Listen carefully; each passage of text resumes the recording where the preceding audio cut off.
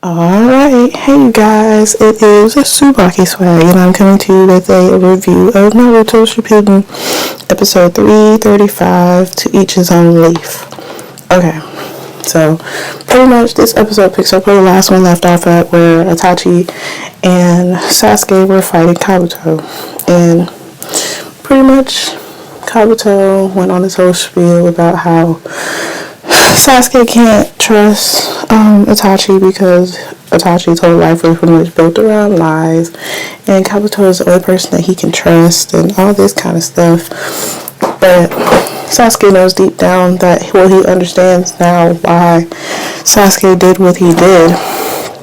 So he can, I don't know, I guess he has a little more trust in Sasuke now as opposed to when the last time he saw him when they fought. But anyways, so they're pretty much still trying to fight Kabuto, and Kabuto is pretty much saying that he is invincible and he's the closest thing to Sage of Six Paths, which at this point is true. But Sasuke and Itachi are still going to try to stop him because they need to stop him, but they can't kill him. They just kind of have to put him under genjutsu. But because Kabuto can cut off his eyesight, that's going to be close to impossible. But for those of you who read the manga, don't spoil anything. But anyways, so Itachi said that he pretty much has a plan, but Sasuke pretty much has to have like complete trust in him and has to help him with what he needs to do. And at this point, Sasuke is pretty much like, okay, I think I can trust Itachi. But so Itachi pretty much tells him that he's going to use the Izanagi. So Sasuke asks him if he's going to use the Izanagi. But Itachi says no, he's going to use the Izanami, which is the other half of the Izanagi, which is pretty much instead of letting you choose your fate, it decides the fate of the person that it's casted on, which is the other half of what Danzo tried to use on Sasuke when Sasuke fought Danzo. So they were going to attempt to use that on Kabuto, but Kabuto came at them, and off a reflex, Itachi, instead of trying to save himself, he put his Susanoo around Sasuke, so Sasuke wouldn't get hurt. So, in that, Kabuto got him with his inanimate jutsu, where he can make non-living things have life, and he can use them to his will. So the cave started, the spikes in the cave came up and impaled Itachi. So Itachi was immobile, and Sasuke was in Itachi's Susanoo. But Kabuto said that he wasn't even going to try to hurt Sasuke because Sasuke is pretty much like his little test subject.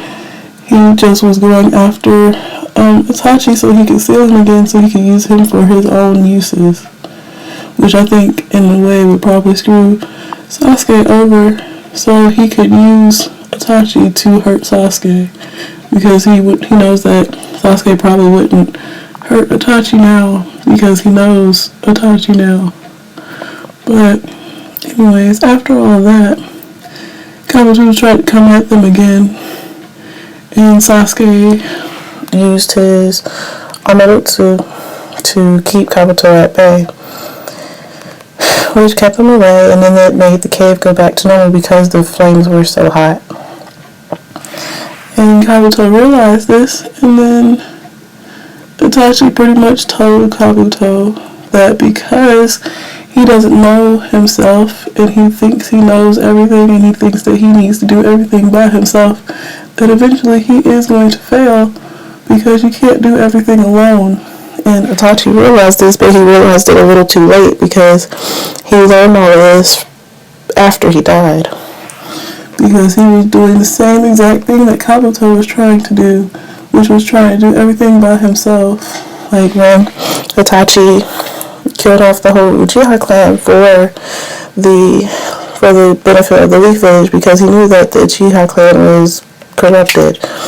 but he did it in order to save, pretty much to save Konoha, because he really is a noble shinobi, but he took on the role of being a rogue ninja that joined the Akatsuki and all this kind of stuff just to save the village, pretty much.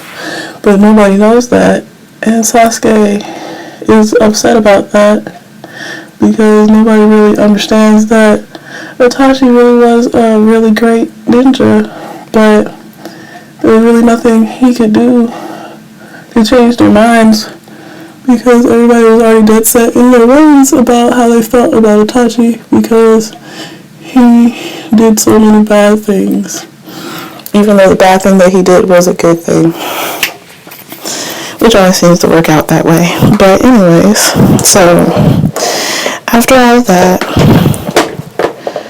Kabuto pretty much went on his spiel about how he pretty much had nothing.